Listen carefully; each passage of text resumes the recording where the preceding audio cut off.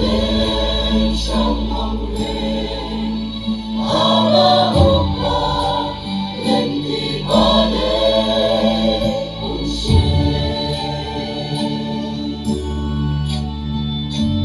Ya lagi pun kiki ni pintu panduan Ya la depan lain kubek hijau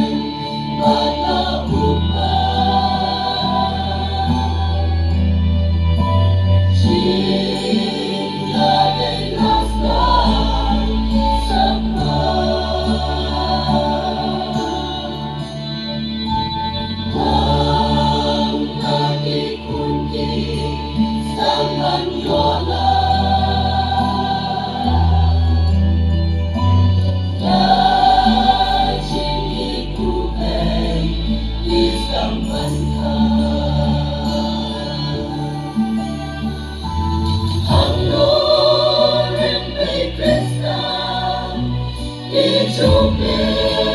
trong lòng riêng Allahumma lên đi ba đêm cùng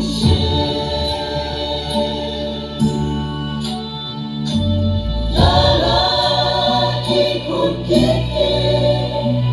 di pintu panduan Ya la depan lain kubek hijau